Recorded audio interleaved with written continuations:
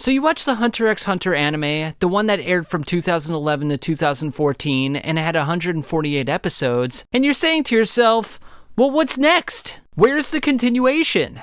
Well, that's why this video exists, guys. I want to give you the story of what happened after the anime, with the Dark Continent arc and the Succession Contest arc. But before we get into that, let's just give a very brief reminder of what happened in the previous arc, just so you're kind of up to date on everything. Now, if you remember from the anime, the last arc of the series was the 13th Hunter Chairman election arc.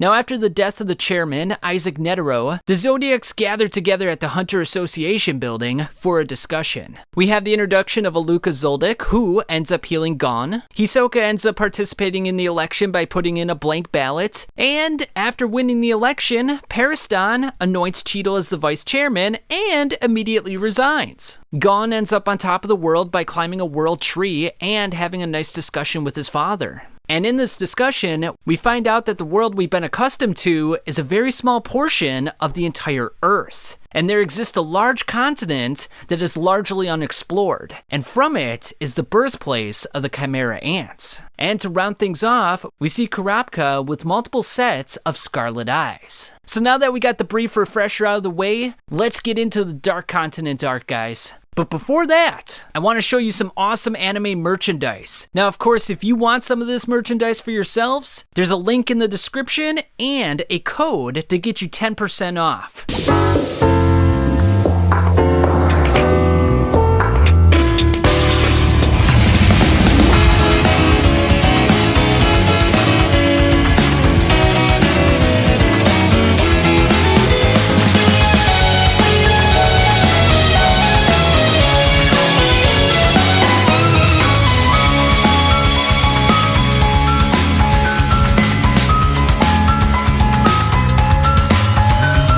Beans goes into the Zodiac's conference room, shouting about an emergency as Cheetle is about to make an announcement. The Zodiacs presume she will step down as chairman. Beans shows them a video in which the Kakin Empire will bear the burden and advance into the Dark Continent. The Dark Continent is where different types of humanities exist, as well as magical beasts. Any human who attempts to enter the continent is met with catastrophe. The present-day 5 continents signed a treaty to not go there over 200 years ago. The Kakin Emperor doesn't believe in such superstition and will move forward with his plans. Cheetle explains that 30 years ago, Kakin became a new nation and thusly was not bound to past treaties. The real troubling thing comes next, says Beans. They watch a video of the Kakin Emperor introducing the man that will lead their expedition, Netero's son, Beyond Netero. The group is surprised to learn that Netero had a son. Anyone who seeks a new world are our precious family. Let's go to a new world. I'll definitely take you there. Bean states that the chairman left behind 2 DVDs. If someone appears publicly naming himself as my child, show this to all the Zodiac 12. Cheetle prepares to give her announcement. Meanwhile, people around the world are thrilled to hear about the expedition.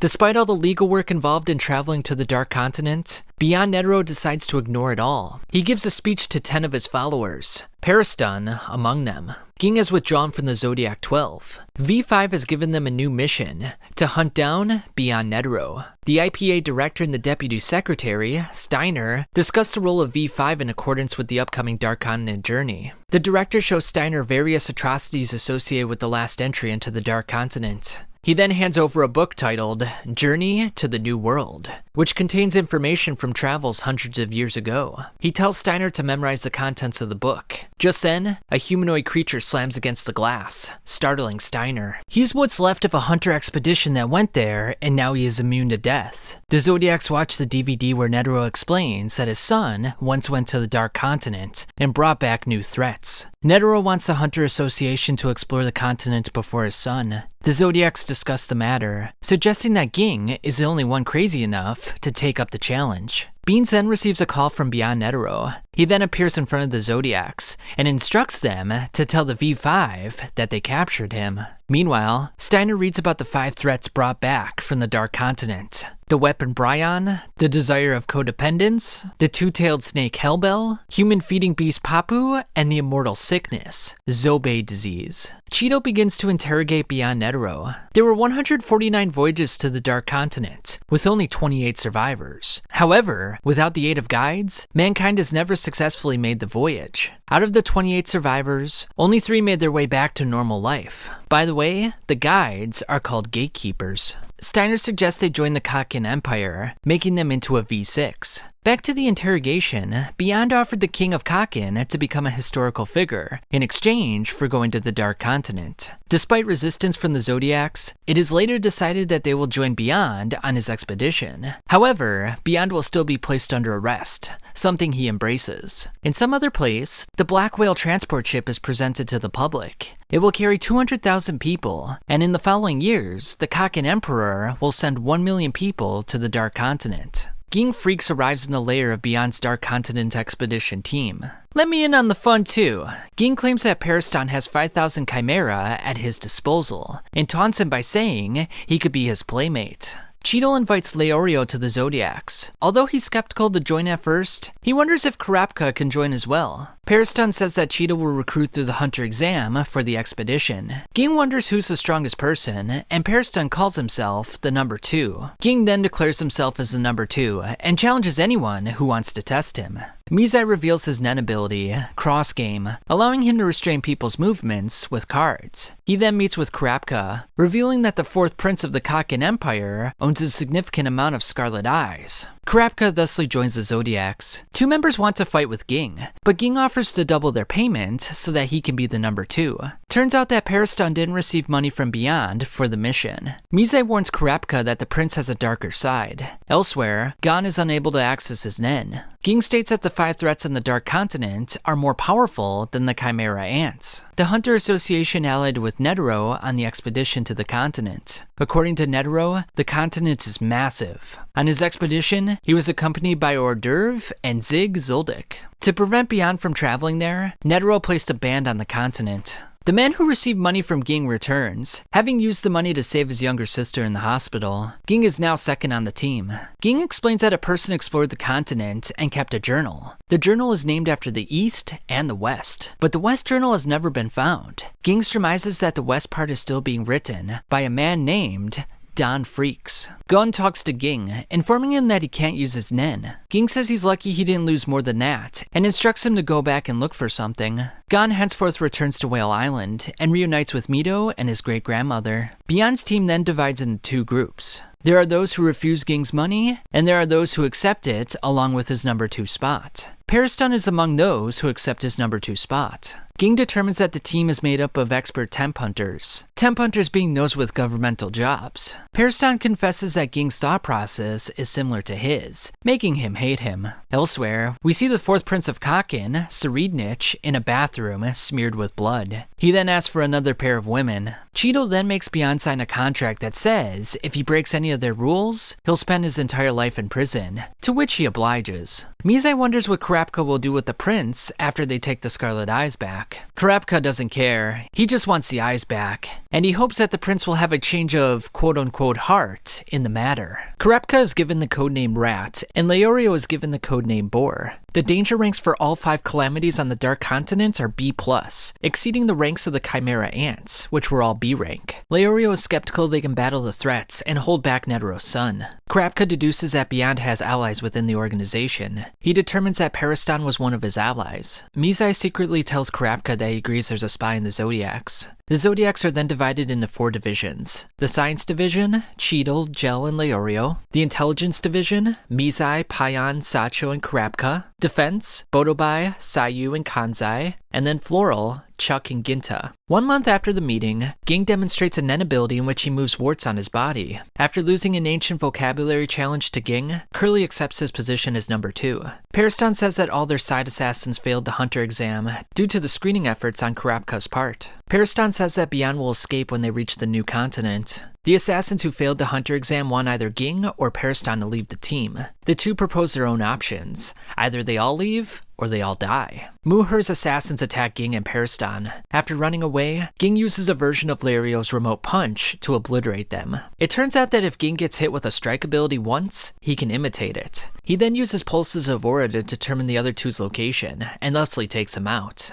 Ging determines the attack was staged by Peristan to figure out his abilities. Muher shows Ging a golem that can conjure weapons with aura bullets. Muher tells Ging he finds his practice of giving money to become number 2 distasteful. To make amends, Ging offers to donate to the Noel Foundation, which helps families of fallen soldiers. If Ging were to make a grandchild account, he'd be considered a soldier and wouldn't be able to turn down requests from the grandfather account. Muher agrees to take the money for the foundation and accepts Ging's role as number 2. Muher remains in control of the soldiers, and since Ging donated as his grandson, he now takes orders from him. "Congratulations on your inauguration as number 2, says Peristan. At the 289th Hunter exam, Karapka uses his dowsing chain to determine the veracity of applicants' answers, to see if they are working with Beyond. While Karapka's ability can sniff out lies, it won't work if someone has altered their memories, or erased them. Tserriednich talks to his elder brother Benjamin, and Benjamin says, "The one person who survives the voyage will soon be the king. The two will thusly fight for the throne."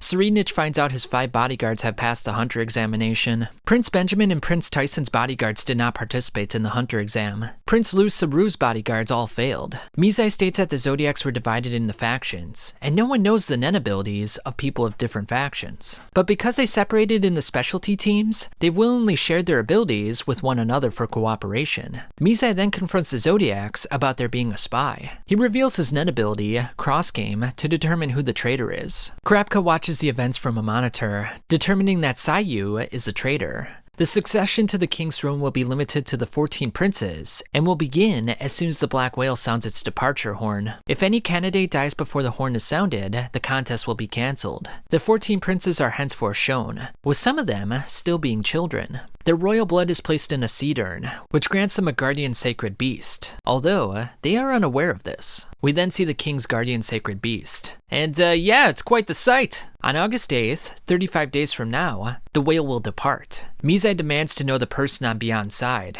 who's also in the Zodiacs. Mizai determines that Beyond knows nothing about Sayu. He deduces that Peristan is in charge, and Sayu is his conspirator, who will rescue Beyond. From their earlier meeting, Sayu can summon 3 monkeys, allowing him to rob people of their sight, hearing, and speech. For the time being, Mizai and Karapka won't make a move. They don't want to alert their enemies too soon. They will thusly restrain Sayu just before making landfall on the new continent. The two worry, however, about the possibility of backlash about their secret alliance to capture Sayu. Just then, the Kakin princes, 6 of them at least, are recruiting bodyguards for the upcoming celebration, which means the spies they weeded out at the Hunter exam could board the ship. Since the princes are recruiting hunters for their bodyguards, Karapka enlists Basho, Biscuit, Hanzo, Aizunavi, and Melody to infiltrate each prince's security detail.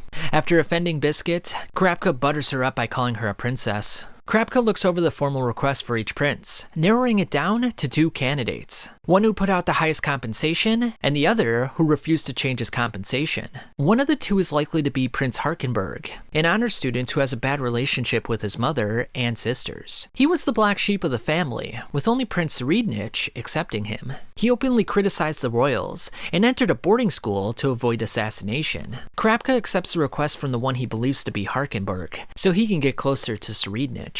The others make their selections and head out. Karapka arrives at the hotel, finding out that the request came from the mother of Prince Wobble. Oito, the mother, introduces herself. She intentionally misled Karapka to make him think that he was putting in a bid for Prince Harkenberg. In fact, the information on the bidding site was intentionally vague, to deter people from pinpointing potential targets. Harkenberg wanted to change the royal family's government from its roots, meaning he has many assassins after his head, and would invariably act as a fake bodyguard to get close to him. This is convenient for Oito since they could protect her child while it's getting closer to Harkenberg, a win-win situation as it were. She reveals that this journey is a survival match until there is only one prince left. A child that believes, that does not doubt at all that he will be king. That is what it means to be a prince. She hopes to buy hers and Wobel's safety by blackmailing Harkenberg about the details of the Succession War, since it would be a scandal if it were made public. If Krapka can get them off the ship, she'll pay him 10 times his original amount. If he declines, she'll still pay him to keep him quiet. Krapka agrees on some conditions and holds Prince Wobel. Aizunabe is the bodyguard to the 6th prince, Tyson, Biscuit to the 13th prince, Mariam, Basho 7th prince, Lazarus, Melody to the 10th prince, Kacho, and Hanzo to the 12th prince, Momozi. At Heaven's Arena, 2 floor masters are set to battle, Chrollo and Hisoka.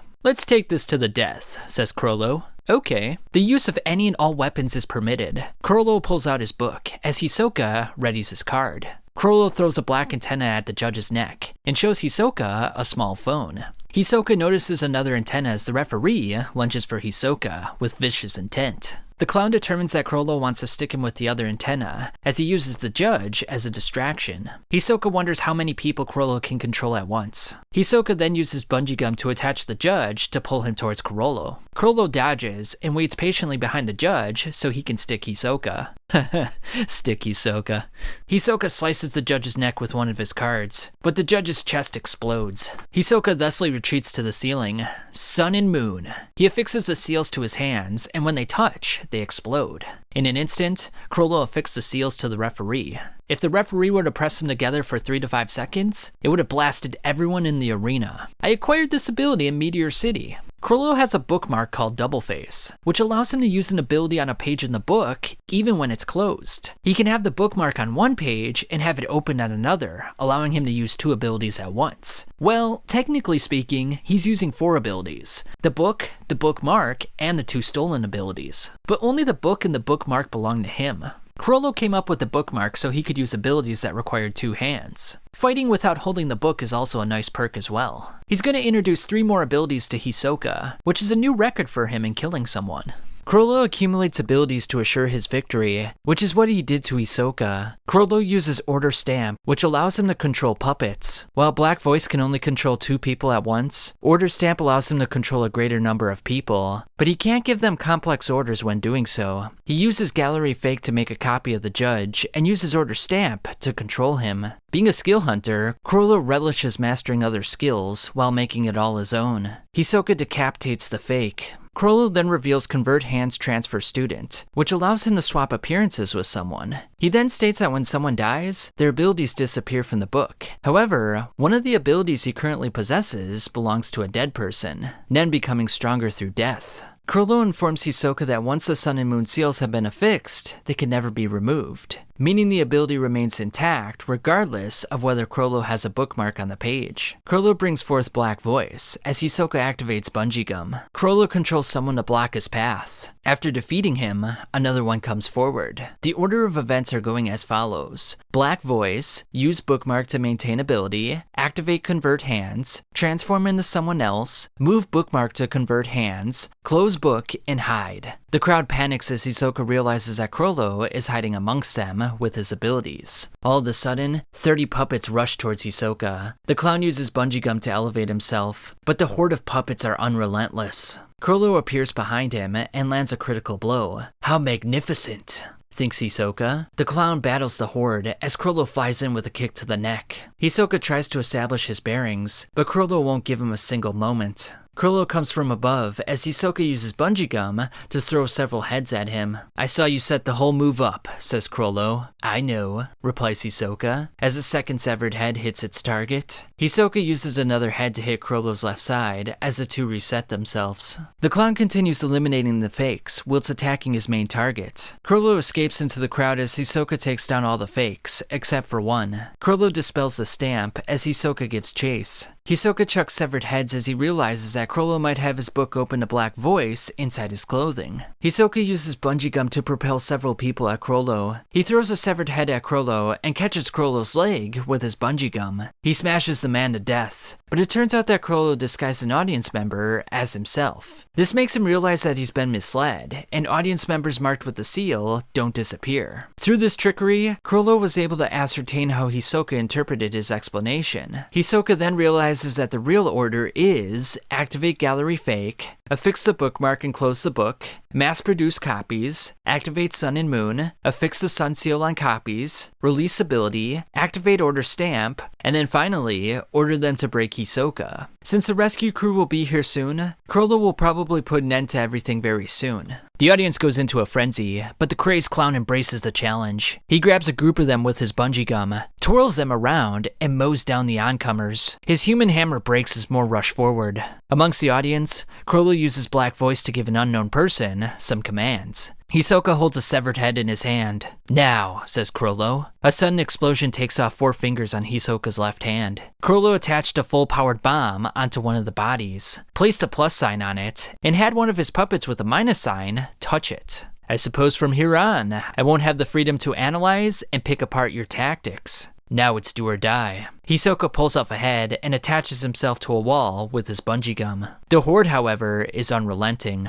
He makes a mad dash, but it's not long before all the paths are blocked off. A massive explosion ensues, sending Hisoka flying across the stadium. He wants to bungee gum up to the ceiling for safety, but realizes that his right leg is now gone. Chrollo then starts chucking audience members at him. "What's this?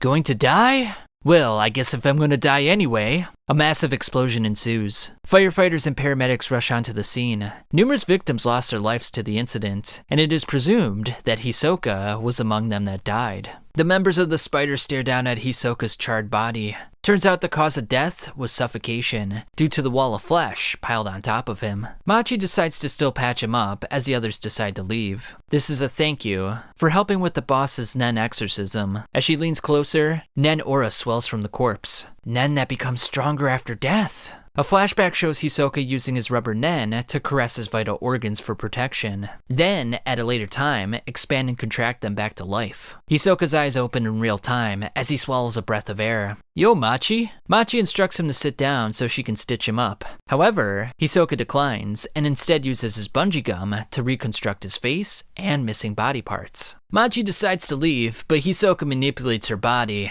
With her immobilized, Hisoka tells her to inform the others that he won't stop until he kills all the spiders. "If you want to stop me, how about you free yourself and try?" Chrollo finds out that the Kakin royal family is taking a vast amount of treasure to the new continent, which he wants to steal. Shalnark hangs up, wondering where Kortapi is. Hisoka chucks her severed head at him and knocks him down with extreme force. 10 more to go, says Hisoka. It looks like Hisoka is hellbent on eliminating all the spiders. The Eve's festival commences with the journey close at hand. The Kakin Emperor is thrilled as he introduces Beyond and the 14 princes. The king's airship lands on top of the whale, and slowly everyone else of importance boards the whale boat. The boat is layered into 5 tiers, depending on the status of the person. The black whale will be under martial law, with strict rules and regulations. The voyage will be 2 months long. Kurapika realizes there's a lot of variables in play here that could complicate matters. Mizai tells Kurapika that crime on decks 3 and 4 have picked up, and he'll head down there for now. Kurapika has prepared escape routes if the worst should happen. Oito trembles as the other guards make sure she's okay. Kurapika then senses a strange, powerful aura from Prince Woble's cradle. Black Whale number 1, set sail! 3 weeks will be spent in territorial waters. 5 weeks will be spent in uncharted waters, with severe storms and flying creatures. Upon reaching the new continent, the Zodiacs will move out on Morel's ship and travel to the gate with the gatekeepers. Steiner informs his colleagues that they're heading to Labyrinth City. The current head of the International Sea Travel Permissions Bureau is one of the sole survivors. Woble's guards come across Woody, who's dead in a bathroom with all of his blood drained. The corpse is handed over to the royal guards, as Kurapika suspects that this is the work of a Nen user. Kurapika confronts 3 hunters and determines they are not aware of the Succession War. At a banquet, Prince Benjamin can't wait to begin the infighting. Kacho tells Fuyetsu they'll work together to kill the others. After that's done, Kacho will convince Father to let her live. Elsewhere, Kurapika finds 4 guards killed the same way that Woody was. He pulls out his gun and dowsing chain, with the intent of interrogating them. If they lie, he'll shoot. Kurapika informs the bodyguards about the death match between the princes. 2 of the guards know about the Succession War and are not here to protect Prince Wobble. 7 bodyguards were chosen by the 7 queens to spy on the 8th queen, who is Queen Oito. Despite spying on Queen Oito, they are not here to assassinate Prince Wobble. Things have not descended that far into anarchy. Well, not yet at least. The parasite egg jar ceremony was used to endow all the royalty with Nen abilities. All of a sudden, parasitic creatures start crawling on the guards. The room then becomes infested with Guardian Sacred Beast. Krapka uses the emergency channel to communicate what's happening with the others. Incidentally, some other people hear about this conversation as well. After talking to Biscuit, Krapka thinks, so then, does that mean that this deathmatch will unfold all on its own? Bill states that parasitic type Nen abilities can act without their host being aware, and their host can't even control them. The group hears a scream, finding out that Tserriednich killed 2 of the restrained guards. Krapka takes up the challenge to restrain Tserriednich. Tserriednich lunges forward with his dagger as Krapka wraps his chain around his wrist. This allows him to flip him over and restrain him. Krapka then steals his Nen ability, Little Eye, which allows him to launch a Nen ball at small living creatures and control them. We then see a flashback with Izunavi. The instructor worries about Krapka fighting alone, but Krapka is unconcerned and rather relishes doing everything by himself. Izunavi encourages him to find allies, as it will be a great benefit to him. In the now, Krapka sees a small parasitic creature coming out of Tserriednich's ear. He then equips the stolen power, but it does not work on living beings conjured by Nen, so I can't use it to hijack the enemy's ability. They tie Tserriednich to a chair, and he tells Krapka that his ability can only take control of something the size of a hamster. The guards take away Tserriednich, as there's only 2 hours left until they leave port, and the 11 bodyguards are down to a mere 2. We then see Momozi knitting on a chair, with her Nen beast sitting right behind her. Prince Halkenberg then approaches his father. I'm withdrawing from the succession battle. I only participated in the ceremony to save face for you, father. I don't need a crown won through bloodshed. Ho ho ho. Do as you wish. Turns out that the host's character and what they are thinking or feeling end up heavily influencing the parasite. Krapka realizes that the real fight begins once the princes return from the ceremony. Tserriednich forms an alliance with Tubepa, the 5th prince. We then catch a glimpse of the Guardian Sacred Beast. King Nasubi states that the spirit beasts cannot kill one another, and can't kill a human whom another spirit beast is protecting. While they provide protection, it's up for the princes to figure out how to kill one another. We then catch a glimpse of some of the other princes' sacred beast. Zarkov tells Theta that if Tserriednich is going to learn Nen at some point, that she should teach him a useless ability to lessen his potential for evil doings. Despite her reservations, she realizes she has no other option, since an evil mind will create evil Nen, and with her teaching him, she could possibly control that evil. Prince Lazarus and Tyson become aware of the Guardian Sacred Beast and the Nen. Prince Halkenberg then finds all his bodyguards unconscious on the floor. Theta is then confronted by Tserriednich's sacred beast. Of all the people, he's the one person that absolutely cannot be allowed to master Nen, thinks Theta. Prince Zhang, the 3rd prince, is told about the situation involving Prince Wobel's bodyguards. Camilla, the 2nd prince, asks for clarification about the rules of the game. The one sole survivor will be the official successor to the throne. How you might interpret that is all a part of the succession war. Benjamin pesters her, but she reveals her darker side. Just wishing something alone won't make it happen. This world is just way too unfair. Benjamin then tells his father that he shall protect the great and mighty tree of Kakin. Benjamin leaves in a fit of rage, vowing that he'll kill every last one of them. Balsamilko urges him to wait until they figure out the rules of the survivor game before making a move. Since Benjamin can't see his Nen beast, they need to work on defensive strategies. In addition, because of Krapka's earlier announcement, all the other princes are aware of the presence of Nen users on the boat. Benjamin deduces that the younger princes and their hunter bodyguards are working together. Benjamin then brings forth his private soldiers to act as the other princes' royal bodyguards, and to report all their observations. The other princes, however, catch on to Benjamin's intentions. Meanwhile, Tserriednich begins his Nen training. One of Prince Benjamin's guards then arrives at Prince Wobel's quarters. Vincent, Prince Benjamin's personal soldier, kills one of the servants, claiming it was an act of self-defense. If you come any closer, I'll have to conclude that you're accomplices in the assassination plot of the 14th Prince Wobel, and I'll have to take self-defensive action. Krapka puts up his hands as Vincent asks him if he'll cooperate with him. Krapka then stares over at Prince Oito. Will you trust me, Prince Wobel, Queen Oito? I will trust you, no matter what happens. Krapka then throws a chain into her forearm, transferring the little eye ability to her. Vincent starts firing his gun as Bill activates his Nen for defensive measures. Vincent goes in for a Nen attack, but Krapka uses a chain to drain all his aura. Krapka and Bill then take the gun from Vincent and restrain him on the ground. Vincent attempts to deny his ill-doing, but Krapka intends to find out the truth with his ability. To avoid this, Vincent then commits suicide by biting down on a poisonous pill. Balsamilko listens in on the conversation with the radio, but it eventually cuts out as Krapka figured out what was going on. Benjamin summons Baba Manya to take over for Vincent. Krapka wants to use Little Eye on Marion's pet hamster, but instead tells Oiko to use it on a fly or a mosquito to spy on the other princes. Krapka then mentions if he uses Emperor's time, every second that it's activated, it will shorten his life by 1 hour. They then receive phone calls from Benjamin, Zhang Lei, and Troupe as Baba Manya arrives at the door. Krapka wonders which phone call he should answer first. Krapka asks Shimano, the maid, to tell the soldier outside to wait as he asks to be connected with Prince Benjamin first. "This is a most exceptional honor, prioritizing me over Prince Benjamin," says Zhang Lei. Krapka angrily glares over at Shimano for connecting the wrong call. Zhang Lei wants Krapka to visit his room for an exchange of information. Krapka wants to bring Oito and Prince Wobble, which Zhang Lei agrees to. Krapka then finds out that Benjamin is already hung up. The second lieutenant major under Prince Troupe wants a truce in exchange for information on Nenbeast. After some disagreement, they agree to contact each other in 1 hour. Shimano states that Prince Benjamin cannot be reasoned with, and she doesn't want to die prematurely. He then asks her opinions about the soldier outside. She states that he'll look for a scenario in which he can construct a reasonable cause for Oito's suicide. Krapka tells Baba Manya that he's heading for the third prince's corridors. The soldier states he'll thusly wait in their room. Krapka, Oito, and Wobble encounter Baba Manya as they make their way to Zhang Lei's room. "Those are the fourth Prince Tserriednich's corridors," thinks Krapka. After entering Zhang Lei's room, Krapka begins to explain Nen and the guardian sacred beast. "Now, the information I'm about to give you is of extreme importance, enough to affect the outcome of the succession war," says Krapka. "Are you sure that you wish to have this conversation here?" Hanzo and Biscuit notice that Mariam's guardian beast has grown in size. One of Prince Momozi's royal guards is planning to kill her at an opportune moment. Prince Halkenberg wakes up, finding out that all his bodyguards are alive and well. Was that just a dream? But I was so sure. Prince Sail claims he'll change things at the next banquet. Lazarus smokes a healthy drug created by Basho, while Tyson talks about true world peace. Major heads to Wobble's room,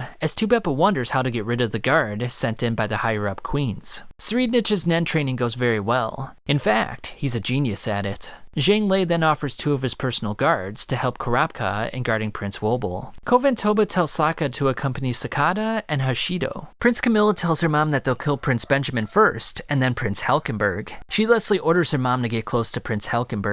One of Prince Benjamin's soldiers listens in on the conversation with his Nen ability. He intends to gather physical evidence of the assassination plot. That way, they can confront her. Krapka returns with the new guards. Slaka and Baba Manya conspire to monitor on Zhang Lei's guards. Elsewhere on the boat, a man notices that Chrollo looks ready to kill someone. Mayor arrives at Prince Wobble's room. Krapka wants all the bodyguards present for the meeting to ensure the exchange of information is of equal value. Baba Manya wants the queen and prince present during the meeting as well. Shimano and I will look for a bug. If we find one, we'll capture it, thinks Bill. Mayor arrives in the room, ready to begin the conversation. And so the Nen Beasts are living beasts that possess Nen abilities, born from the jar ceremony. They use the prince's auras as their energy source, and since the princes are their host, they have a duty to protect them, says Krapka. Krapka then notices a cockroach on the wall. "I can't let this chance go, but I can't reveal or rather, the queen's power," says Krapka. Baba Manya notices that something seems off. Queen Oito instructs the guards to dispose of the bug post-haste. Krapka orders Bill to capture the cockroach with Nen. "I'll use that cockroach to showcase Nen," says Krapka. Of course, with a little falsehood thrown in. Krapka states that Bill will manipulate the cockroach with his Nen, but in reality, he'll create a distraction while Oito controls the cockroach. "Here I go," says Bill. Oito activates Little Eye as Bill fools everyone with his theatrics. Oito now has control of the target. Oito activates Little Eye as Bill fools everyone with his theatrics. Oito now has control of the target. She goes down to rest as Bill asks if they have any request. Baba Manya wants it to fly around the room and land on his finger. The cockroach follows all of Bill's commands. Krapka states that gaining the use of Nen in a short amount of time is possible. In fact, in 2 weeks, they could learn the very fundamentals. Furthermore, he will teach anyone who wishes to participate. Krapka deduces that Baba Manya is using N on the entire room, and he might eventually find out that it was in fact the queen who used the ability just now. Meanwhile, Oito uses the cockroach to look in on the 13th prince's room. Queen Oito writes down notes about the 13th prince's security detail. Due to Emperor's time being activated for an extended period of time, Krapka starts to feel a physical strain on his body. The cockroach makes its way to the 12th prince's room, as Oito sees a sight that horrifies her. Prince Momozee is being killed! You have to stop him, quick! Krapka tells her to calm down, but Oito is in no mood to listen to him, as she wants to save Momozee. Turns out Momozee was strangled to death, as Oito sobs on the bed.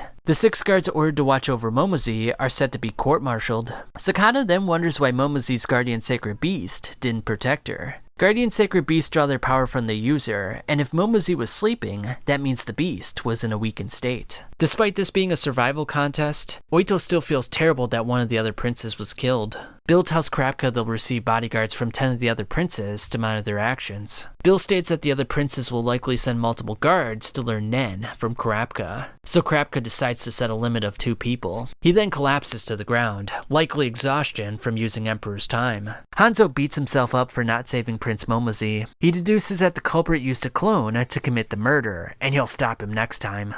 Over to Tserriednich, Theta says, I can't believe it. In just half a day, he's managed to gain a working command of Gyo. Tserriednich heard about the message from Prince Wobel's guards, stating that he could teach Nen in just 2 weeks, which is vastly different from Theta's claim that it will take 6 months. You know, one thing I hate the most in this world is a lying bitch. So can I trust you? Says Tserriednich. Yes, replies Theta, as the guardian beast stares her down. It's been 18 hours since departure. Will there be a light at the end of the voyage? After resting for a bit, Krapka gets up and finds out that the queen passed out around the same time he did. Because Emperor's time has been running for the last 12 hours, Krapka lost about 5 years from his lifespan. Krapka determines that Emperor's time has a time limit of 3 hours of continuous use. Over that, then he blacks out. Krapka tells Oito to concentrate her efforts on monitoring Tserriednich for now. Despite her unease, she decides it's in the best interest of Prince Wobel to do so. Oito directs the cockroach to Tserriednich's room, but his sacred guardian beast blocks its path and eats it. Oito then deactivates the stealth dolphin. She then says, don't you think you can teach me Nen as well? Krapka states that since he transferred the Nen ability to Oito, it forcibly awakened her latent abilities. 16 people arrive at Prince Wobel's room to learn Nen from Krapka. Tserriednich commands his guards to kill everyone in the room if they do not learn Nen within 2 weeks. Just then, an unknown person says, I'll activate Silent Majority. The only people who can see Silent Majority's doll is a user and the one being possessed. Krapka calls out Muhan's coarse nature, claiming it's a reflection of Tserriednich's personality. Muhan becomes enraged, causing Krapka to pull out his gun. As an FYI, if Silent Majority fails to kill someone here, it will rebound and kill its user. Furikov determines that Krapka is a conjurer based on the way he held his gun with his non-dominant hand, keeping his dominant hand free so he could use his ability if need be. Meanwhile, Bill continues with Queen Oito's Nen training. Baba Manya then removes his N for unknown reasons. If someone distracts everyone's attention again, commence attack, says the unknown person. Krapka then says, among the 16 of you, is there anyone that can already use Nen? Please raise your hands. Furikov and Bellarane raise their hands. Labari wonders why they would attend as she looks over at Silent Majority. She's noticed. Excellent. Now go on. Get everyone's attention. Over there! Look! There's a weird woman standing right over there! Perfect. Attack! Berrigan begins to suffocate. It turns out there are 4 snakes in total that are surrounding his body, and they can suck the blood out of his entire body in 11 seconds. Sakata fires a gun at the snakes and tells everyone to get back. Bellarane then says, he could have still been breathing, but you're the one that killed him. Notice the heart at the end of this statement. Kind of familiar to someone else's speech bubbles, but that's a topic for another day. I've got to find out the assassin that's hiding among us, thinks Krapka. Labri is placed under arrest under suspicion of murdering Berrigan. The Supreme Court dispatches investigators to room 110. It is now the 2nd day of the voyage. Krapka denies the possession of weapons and gives everyone until 10 o'clock to decide if they want to stay. Krapka then uses his dowsing chain to confer that Bill and Shimano are not the culprits. He then contemplates the notion that if one prince withdrew from the succession, that all the sacred beasts might vanish.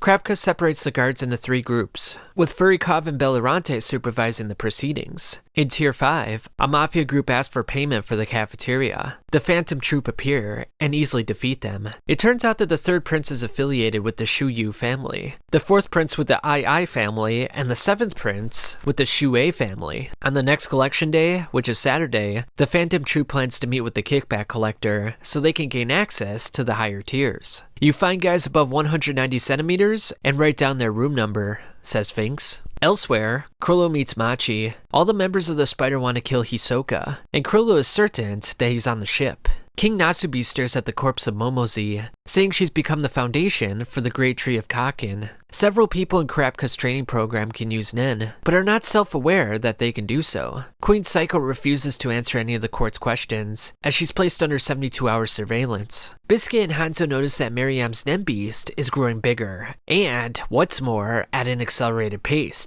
due to Momozi's death. Hanzo creates a double with his Nen ability, which is called Hanzo Skill 4. He then avenges Prince Momozi's death, attempting to make it look like a suicide. Tyson's guardian spirit avoids Prince Benjamin's soldier. Kurapika ends his training session with the guards. Yuhirai, Prince Halkenberg's guard, explains that the prince found them all unconscious, and a feather mark appeared on the back of all their hands. The guards have no memory of losing consciousness, though. Kurapika states that this is the work of a manipulator who can manipulate memory. Kurapika determines that Yuhirai is in a state of half-awakening with his aura. Kurapika states that the lower-rank princes need to band together, otherwise, they risk getting picked off one by one. I'll make an appeal to the other princes through the Hunter Association. Hanzo notices that his body is missing along with Biscuit. He then notices that Miriam's Nen beast is smaller, but more menacing. The beast then readies an attack. Camilla is heading out to kill Prince Benjamin. You assist me, or you die here. Lady Camilla, this is not my idea of a joke, says Musa. Turns out he recorded their entire conversation, and will shoot her if she takes one step closer.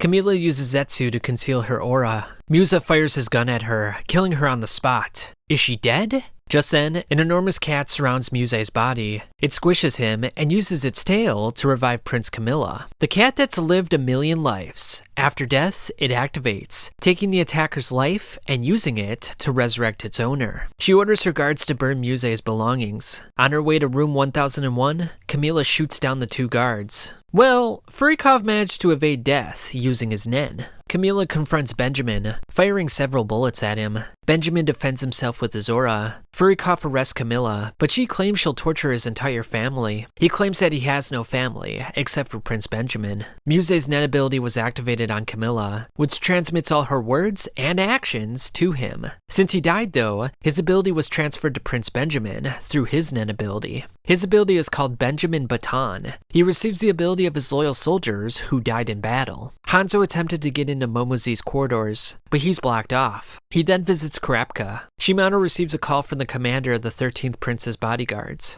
Hanzo rushes back to find them, but unfortunately, no one is there. The man on the phone, Welge, wants to ask Kurapika something. Hanzo returns to Kurapika, reporting that room 1013 is empty. Kurapika determines that the living quarters for the 13th Prince has been transported through the use of Nen. Welge brushes this off and demands info regarding the 12th Prince's assassination. Kurapika states he knows the culprit, as Welge agrees to have the Hunter Association investigate the outside of the door. Unfortunately, he was lying, and doesn't believe a word that Kurapika is saying. Kurapika reveals that the culprit was Tufty, and he committed suicide. Kurapika tells Sakata about the situation in room 1013. It's been 37.5 hours since departure, and the craziness is just beginning. There's a detailed chart for each prince, and there's security detail for completeness. You can look this over on your own time. A Nen door appears before Prince Fugetsu, leading her through a tunnel that ends at Prince Kacho's bed. Melody notices Kacho's irregular heartbeat and checks in on her. She then offers to teach her about Nen.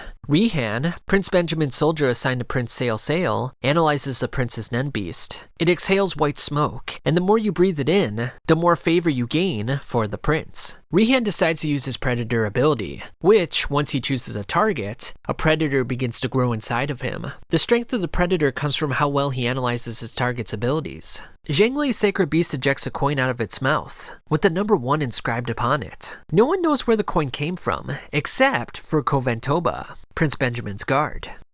Prince Tyson's Eyewogs collect aura from its host, and in return, bestow happiness to them. Their amount of happiness is transformed into passionate readership, and following the teachings of Tyson. If they break the teachings of Tyson, harsh punishment shall be dealt. Prince Camilla's Nen beast allows her to control people when certain conditions are met. Prince Tubepa's Nen beast can synthesize various drugs and chemicals. Lazarus's beast can conjure a trap based on its target's desire. Shikaku, Prince Benjamin's soldier assigned to Halkenberg, surmises that when Halkenberg's guards synchronize themselves, they're able to create a massive amount of aura. Halkenberg's Nen beast allows for a group to exceed their limitations through symbiotic fellowship. Shikaku wants to eliminate Halkenberg, but his Nen Beast has been keeping a constant watch. The beast also has the ability to erase and rewrite memories. Shikaku requests 2 more people to help with Prince Halkenberg. Halkenberg then goes to appeal to his father to stop the succession war. If another victim is claimed while I sit by and do nothing, it's the same as if I just let them die. Prince Fugetsu can't materialize the Nendor from before. Hanzo's ethereal body returns to its original, as Biscuit scolds him for staying up all night watching over it. Verge asks Queen Savente not to send Bellarine to Karapka's Nen training after Behringer's death. Biscuit and Hanzo offer to teach the workers Nen, but Verge disbelieves magic tricks. Biscuit showcases her Nen ability to him. Verge then marvels at her beautiful body, and requests that she teach him Nen. He then agrees to have Bellarine go to Karapka's training. Biscuit then determines they're inside a one-way Nen space. Bellarine confirms this by stepping outside the room. When he attempts to return, his body begins to disappear. This is likely due to Mariam's Nen Beast. Therefore, Biscuit decides to begin their Nen training, while Bellarine goes to Karapka's room.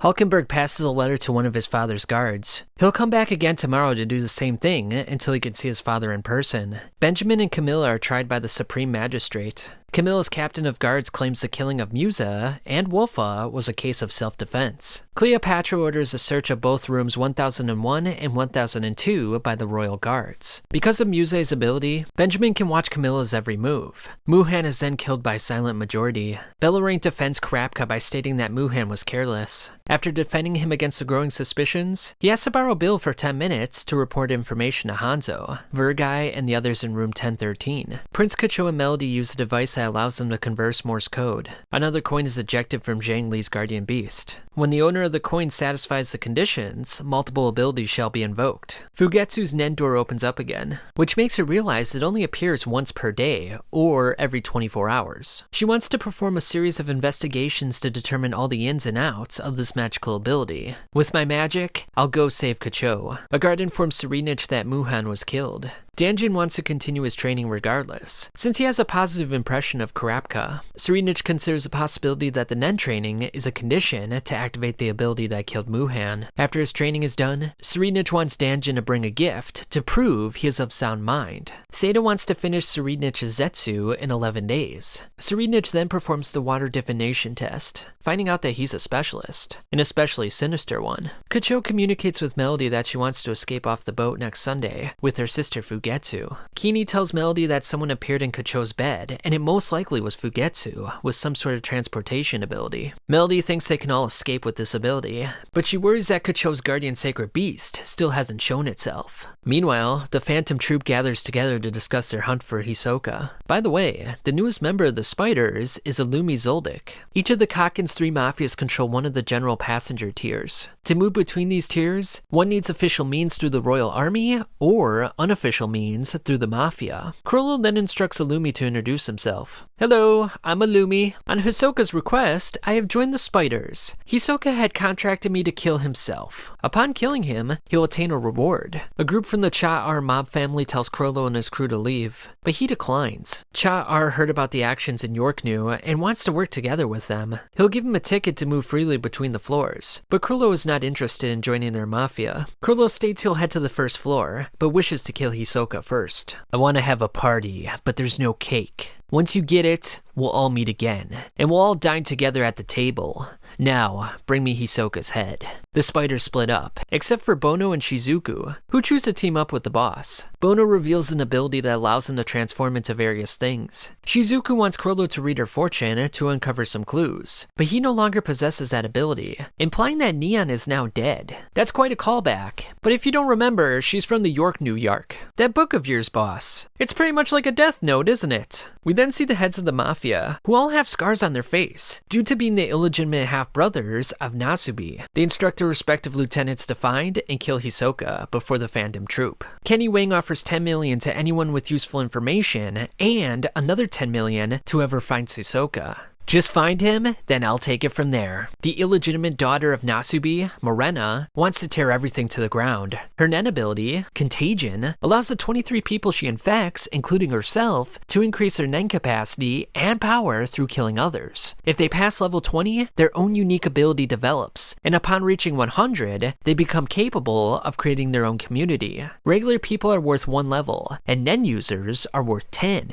If you kill a prince, you will gain 50 levels. Thanks to this scar, I have found my balance. In order to rip down this shithole of a world, I have found some will to live. The Cha-R family controls Deck 5, the Shiyu family controls Deck 4, and the Haley family controls Deck 3. The Haley family mediates deals with the upper decks. The Shiyu family focuses on the distribution of people and goods, and the Cha-R family controls commodities on the 5th deck. Nobunaga, Finks, and Phaeton head to the warehouse in Deck 5 to retrieve their weapons. A mafia soldier leads them in, but ends up going down a dead end and is later found dead. Mizai questions the lone witness to the murders. The suspect in question ordered her outside of the bathroom, and she complied out of fear. The suspect then locked himself inside the bathroom, and when the army opened up the door, he was gone. Mizai notes that a rat wouldn't fit through the toilet drain pipes, let alone a human. Mizai wonders why the culprit would leave a witness behind, but tells her to go back to her room anyway. Turns out her name is Cashew, and she's part of the Haley organization. In a flashback, Cashew conspired with Luini to cover up the incident by mixing truths with lies. Luini's ability requires that he be in a single room with the door closed. Once activated, he can open up the floor or the wall of the room and travel to another location.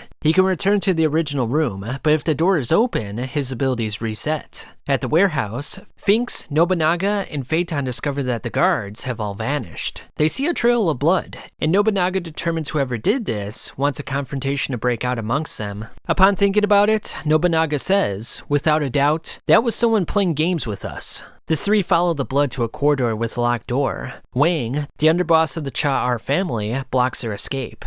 Were you the ones that attacked our warehouse keepers? Meanwhile, Franklin makes no attempt to search for Hisoka, since he's aiming to kill them anyway. He then says Hisoka wasn't their only reason for boarding the ship, as they're here to steal something else. Wang is then given a radio update of what happened, and now believes that the culprit is a hitman from another family. Fink suggests that the culprit has some sort of spatial transportation Nen ability. Wang wants to crush the Phantom Troupe, but on the surface, he offers an alliance. Mizai states that the killing wasn't done because of cabin fever, but for sacrificial reasons. He suspects that the killings have something to do with the seed urn ceremony for the succession of the next king.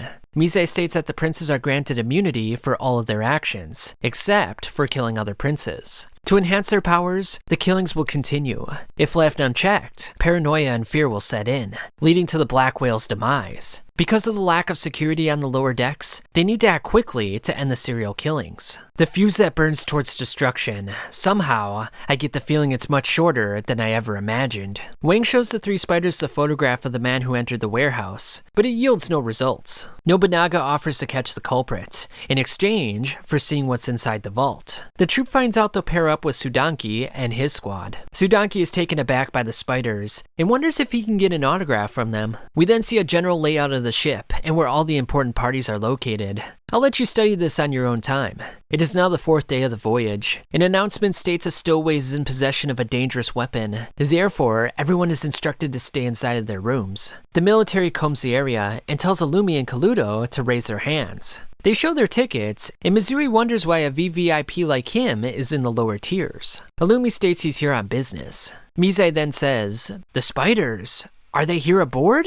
"Yes, all of them," says Illumi. Mizai offers them a place to stay as he worries about the presence of the spiders. Are the spiders after revenge against Kurapika? Should I tell Kurapika or not? Someone tells Mizai that someone was found without an ID. He tells Botobai and Ginta to take care of the Zoldycks for now. Mizai then enters the interrogation room to find Prince Fugetsu. Fugetsu has no intentions of talking unless it's to Prince Kacho. Melody receives a phone call from one of Mizai's men, confirming her suspicion that Fugetsu has a teleportation ability. He warns her to keep a close eye on the two as they might be planning an escape. She then relays the information to Kini. Fugetsu thinks about how her twin and her are two parts of the same whole. Fugetsu returns to her mother, but she's placed under 72 hours of surveillance. Melody performs Heil's Requiem for Kacho and her mother. Queen Psycho asks Melody to perform this piece at the upcoming banquet. The supervisor tells Melody in private that he wants her help, and hopes that the king will change his mind about the succession war. Melody analyzes his heartbeat, considering the possibility that he's being manipulated by Nen. Rihan determines that Prince Sailsail's guardian beast takes effect after 70 hours from the inhalation. The clones of the Nen beast also release smoke, and because it manipulates the affections of others, it's only a matter of time before he has control over the hearts of the entire kingdom. Rihan brings forth the predator, and it consumes the small clone and Sailsail's guardian beast in just one bite. Rihan can't use Nen abilities for the next 48 hours. so he requests to switch places with Yoshihi. Yoshihi, after all, is more suited for assassinations. Yoshihi reports that Fugetsu has a teleportation ability. Because he held back his N, he did not notice that Fugetsu escaped. He did, however, attach a stinger ball to her. He then receives the order to switch places with Rihan. It is now day 5. The stowaway has been captured, and everyone can leave their rooms again. Prince Halkenberg and 5 of his guards pull their weapons out on the security guards in his father's chambers. Halkenberg enters the chambers. "Let's end this, father. You consented to the ceremony, who? No one ever said anything about it being a death match." Halkenberg gives him an ultimatum, but his father states that the succession war is out of his hands at this point. "Through revolution, I will stop this royal succession war myself. Farewell, father." The bullet stops in midair. King Nasubi states he cannot die until the ceremony is complete. The king's butler states that Halkenberg and his men will not be punished for the incident. Halkenberg attempts to commit suicide, but his Nen beast catches the bullet. King Nasubi reminds him that this war is a choice between protecting his siblings or the people of Kakin. "If you say we don't need a king, then become king first. Then say that." Benjamin informs Shikaku about what happened, but tells him that the king is safe. Benjamin informs him to kill Halkenberg and take his ability. Shikaku activates Coldcept, forming a card to protect himself. Halkenberg fires an arrow at Shikaku, piercing through his shield. Though the arrow can't be intercepted or blocked, it requires the exchange of the will of one of his men. "Prince, give me your command," says Shikaku, as we see the specter of the dead guard standing behind him. "This is the second time that along with a rumbling came a massive swelling of powerful aura," says Kurapika. Despite his concerns, he reminds himself to stay calm, and to avoid being his own worst enemy. Elsewhere, Prince Sail Sail appears to be dead.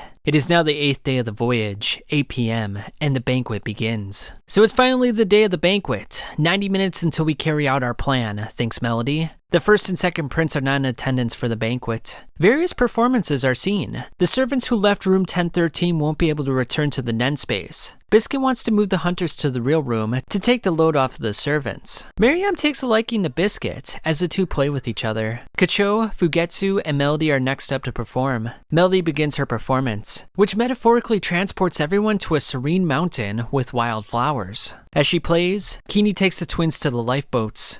"Go! Hurry!" says Kini. "Thank you," replies the twins. The lifeboat takes off as Kini looks down at a picture of his wife and daughter. They died 2 years ago, and he's been searching for a suitable place to die ever since. Kini thusly shoots himself in the head. "We're almost at the exit! The plan worked!" Unfortunately, a mysterious presence prevents them from exiting the ship. Fugetsu forms a door and goes inside. She panics when she doesn't see her sister, but Kacho opens up the door. The two make their way back to the ship through the tunnel. Turns out their Nen beasts are cooperative. Fugetsu controls the departing trip, and Kacho controls the return trip. Kacho's Nen beast is called Without You. If one of the two dies, it takes the form of the deceased one and stays with the other until death. And as it turns out, the real Kacho is dead on the boat, so Fugetsu is with the Nen beast. A flashback prior to the banquet shows Wang introducing Tahao to the 3 members of the Phantom Troupe. Tahao is the vice boss to the Cha-Ar family, and the military advisor to Lazarus's army. There's over 300 missing workers, and Wang believes that the hitman from Tier 3 is the one responsible. Fink says they're looking for Hisoka, but if they allow them, they can eliminate the hitman for them.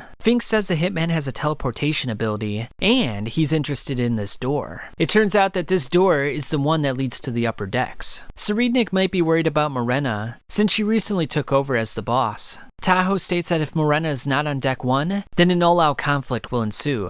That's because mafia bosses must strike a deal with one another within 24 hours, if they're on their own turf. But if they're not on their own turf, they are exempt. And it's been 2 days since the first murder, so if she's not on deck 1, it's trouble. If the spiders take out the hitman, they'll be at war with the Haley family. Nobunaga says if they kill Morena, this might make Tserriednich happy, and he'll be grateful to them, which could work out to their advantage. Wang and Tahao worry about the plan though. The 3 illegitimate heirs live in lavish estates that are in line with the queen's. However, they are bound to be obedient to the royal authority. Tserriednich confirms that Morena is not in her lavish corridors, and has probably been in the lower tiers since they boarded. Tserriednich tells his guards to search for Morena in the lower decks. He then resumes his Nen training, conjuring a specialist Nen beast. He now has a guardian sacred beast and a Nen beast he can conjure on his own.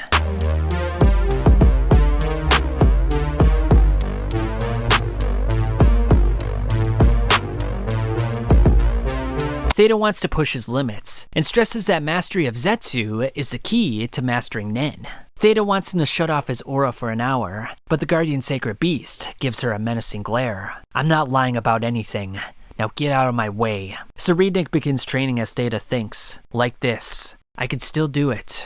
Tomorrow. Tserriednich practices Zetsu as Theta contemplates how she'll off him. After a brief distraction, the prince enters his Zetsu once again. Theta sends a small bubble of aura toward him, but he doesn't notice. Theta draws her gun, lamenting the fact that the prince wasn't a kinder person, since he has immense talent, and it would be interesting to see how he cultivates it. She then fires a single bullet through Tserriednich's head. And then, I will be following along right after. The prince's body disappears as the guards tell Theta not to move. This was just part of our training. There's no issue here, says Tserriednich. Well, Theta, how was my Zetsu? I didn't even flinch to your gunshot, right? Theta collapses to the ground in a state of panic. The next time that you answer the prince's questions falsely, you will cease to exist as a human, says the Guardian Sacred Beast. A guard tells Tserriednich that time skipped during the musical performance, and the prince wants to invite Melody to his corridors. Theta has a nightmare of Prince Tserriednich. Upon waking up, Salkov shows her what the beast did to her face. Salkov says that if she goes against the warning, a fate worse than death awaits her. Likely, the beast is keeping her around to use her as a pawn in the future. Theta realizes what she saw earlier was not reality, but she's not sure though when the illusion began. An investigator questions Melody about the incident with the twins. Through his questioning, Melody determines she's being kept here to keep safe from the dangerous princes. The twins will also be questioned in extensive detail until the truth is revealed. In Halkenberg's estate, they analyze the brainwaves of Sumidori, the man that was sacrificed by Halkenberg. They posit that he possessed Shikaku's body, but wonder what happened to Shikaku's consciousness. Halkenberg comes up with 4 possibilities. Halkenberg has found a new resolve to compete in the succession war. He shares a hypothesis with his men, but we, as the readers, are left in the dark. He then asks if Sumidori can do something for him, which he agrees to. He heads to Lazarus's corridors, saying, "Long live Prince Benjamin!" and he thusly shoots himself in the head. Benjamin hears about the suicide. He recalls Conjidal from room 1007. In Halkenberg's corridors, Sumidori wakes up, with the prince requesting his affiliation and his ID number. At Krapka's Nen class, they feel the rumbling of aura, and determine it's either coming from Prince 9, 7, or 5. Krapka determines it's an emitter, and wonders what could be going on. He then begins the water divination ceremony. He tells everyone to keep their abilities concealed, saying it's top secret. Therefore, water divination will be done in a separate room, with only Bill, Krapka, and the person doing the divination. Sotobi objects to this, but Krapka explains that the information on their Nen abilities is being exchanged for the training they're receiving. If they cannot accept this condition, they can leave right now. Baba Manya says Rihan is focusing on Tubepa's Nen Beast, but Furikov says that Tubepa's refusing to show himself. Prince Wobel's Nen Beast still hasn't shown itself. Elsewhere, Salkov can't believe that Tserriednich is progressing so quickly. By the way, recently, I've been surprised at the changes in my own state of mind. I just find two-faced women so cute. We now have a flashback to Tserriednich's Zetsu training, but this time from his perspective. He notes that he can turn off his node slowly to maintain stability. Okay, I've closed all. Eh? The hell is this? Theta asks what's on his left shoulder, just like before. He starts again. A dream? What the hell was that? Tserriednich is stimulated awake with the same question. He asks if she noticed anything strange just now. The flow of the conversation makes no sense. Theta's words are exactly the same as I heard in the dream just now. Tserriednich determines that he just saw a prophetic vision. He noticed that when he heard a static noise, that was the start of his vision. He closes his eyes as the vision starts again. As long as he maintains Zetsu, the vision continues. The first 10 seconds right after the ability's activation is 10 seconds in a flash. It foretells the 10 seconds starting from the ability's activation. And when the 10 seconds in the flash is over, the vision of the world 10 seconds in the future continues in real time. Theta drops a cup of coffee to startle him, which he sees 10 seconds before it actually happens. Here's my theory. Only I can change my foretold future. The same events occur in reality, but Tserriednich maintains his Zetsu. She tells him to do it again. He enters Zetsu as his Nen Beast begins to vanish. He predicts the ball of aura she throws at him. He then opens his eyes and begins talking to her. He then wants to see how long he can maintain this. He notices her drawing her gun, wondering what she's doing. He quickly moves out of the way, but from Theta's perspective, he's still standing there. The hell is with this power? This is so much fun! The event plays out like before. Tserriednich is blown away again. Well, figuratively speaking. He sees the guards come in, and says he'll ask Data about her reasons for doing this at a later date. The guards tell Tserriednich about the time skip, as he requests that Melody come over. He contemplates his ability, 10 seconds in a flash, comparing it to a parallel world. He can also use this ability in succession. However, it still takes time to activate his Zetsu, and he has to maintain his concentration. As long as I can master Zetsu, I will conquer this succession war. Sotobi, Mayor, and Longhee worry about giving Kurapika full reign like this. Furikov states that if Kurapika tries to manipulate anyone through Nen, they'll arrest him here on the spot. Baba Manya considers the possibility that Kurapika can semi-force open a person's nodes, which means that he could mix his aura with the user. It's also possible he's misleading them to cover for Bill, who could possibly be the real master manipulator. Ladiolis' aura has increased dramatically in a short period of time.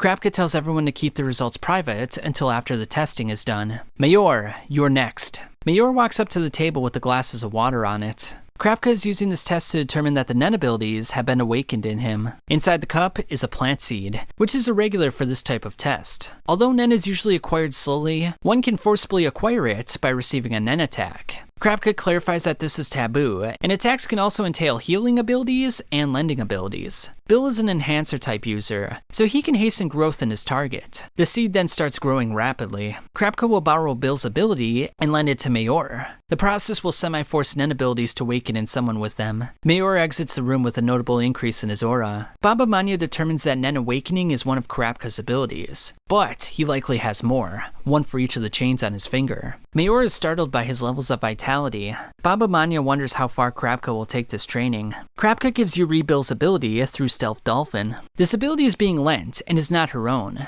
but now she's been awakened. Kurapika wants to run this class a second and a third time, and wants her to relay the message to Prince Kacho and Queen Psycho. Bill thinks this newfound power will corrupt some people, and that power could eventually come back to bite them. Kurapika thanks Bill for revealing his ability. Hashito and Sakata burst in. Hashito wants to take the test to protect his prince, but Kurapika denies, saying that he hasn't learned the basics yet. Sakata then considers doing the basic training, considering how important Nen is. Mayor returns to Tubepa, informing him that the 14th prince and the 3rd prince are in a tight alliance, and that the Nen training actually worked. Rihan notes that Tubepa's Nen beast still hasn't shown itself. Rihan notices Mayor's huge leap in ability due to Kurapika's training. He contemplates going after Kurapika, but worries that he has 5 abilities that could counter the Predator. Balsamilka worries about Rihan, but can't give him any advice, as that would reduce the effectiveness of his Predator. He then wonders why Shikaku would commit suicide. Tubepa thinks that Sail is dead, considering he's a fame whore and would not miss out on the live performance at the banquet. She is thusly focused on finding out the cause of the death, and gives a flash drive to one of her assistants.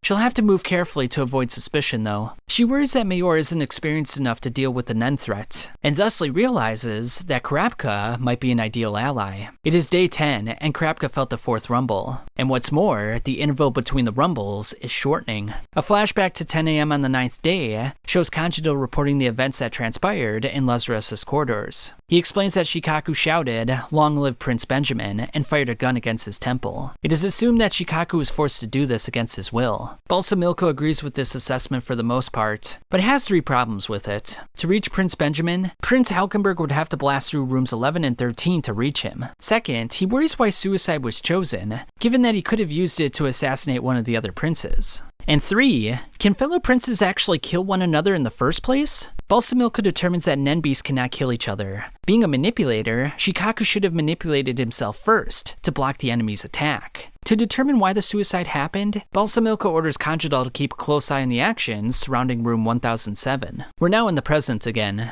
Benjamin and Balsamilka feel the 4th rumble. Suddenly, a voice that keeps breaking up on the radio says, "It's not working at all, and Prince Halkenberg is invincible." Benjamin assumes that Halkenberg's power comes from using his whole team. Balsamilka deduces that it involves sacrificing one of his men. Benjamin wonders if he should transport Muse's owl from Camilla to Halkenberg, but Balsamilka advises against it. 5 men from a National Naval Regulation Board, including Steiner, confine Halkenberg. With him separated from his men, this could be a once-in-a-lifetime opportunity to eliminate him. In Tyson's quarters, Guilano is seen reading the Book of Tyson. Aizunavi warns him against getting too attached, and that their job includes protecting her until they get to the new continent. Guilano begins his shift as he's welcomed with a birthday cake and applause. In Lazarus' corridors, Conjadal is unsuccessful in getting information from the other guards. He theorizes about a possible scenario in which Shikaku killed himself. He concludes that Halkenberg is a great danger and worries that he might get through courts unscathed. He bemoans the democratic process and says that if it was up to him,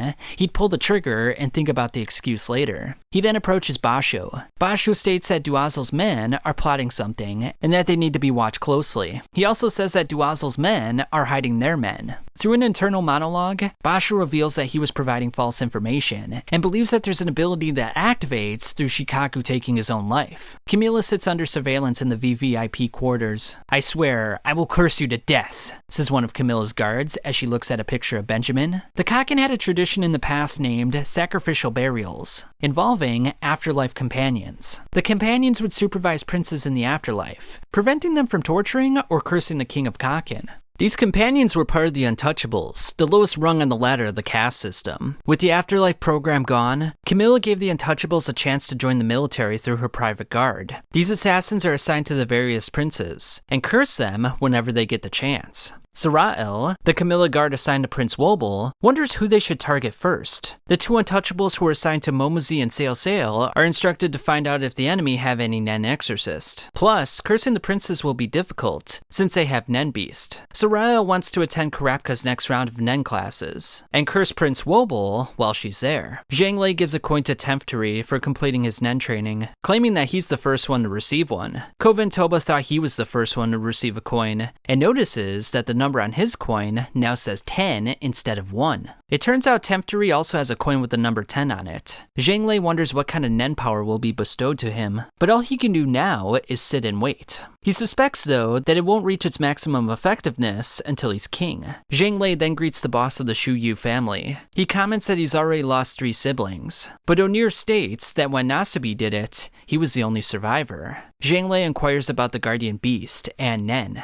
Onir says that good luck sleeps and waits. Onir calls Hinrig, instructing him to search for Hisoka and kill Morena, the boss of the Hailey family. The resistance begins. "We're gonna crush the Hailey," says Hinrig. Him and his compatriots go on a manhunt. Lynch and Zakaru question a Hailey member, but he distracts them as another one slashes Zakaru's neck. Hinrig finds out the Hailey are registered as civilians, and if they harm one, the military will be forced to act. "That bitch you got in charge ain't gonna get away with breaking the rules." Zakaru activates his Nen, Bloody Mary, to subdue the Hailey member. Lynch uses body and soul to question the other member while giving him a thrashing. Hinrig uses biohazard to turn the soldiers' guns into snakes, and subsequently blows off their heads. Hinrig returns to his comrades as a soldier informs them that he's willing to look the other way, provided they never return to Tier 3 again. Hinrig pays off the guards, but it's not long before they're in for a nasty surprise. And with that, guys, that officially ends the Hunter x Hunter timeline after the anime. Of course, naturally, your next question is going to be, so when's the next chapter coming out? Well, I got some bad news for you. As many of you know, but if you're not aware, Togashi, the mangaka for Hunter x Hunter, has had a long history of going on hiatus. Now, he was relatively consistent the first couple of years while writing the manga, but after 2005, there were a series of hiatuses. Chunks of chapter would come out now and then, but for the most part, when you look at this chart, it's just a lot of red.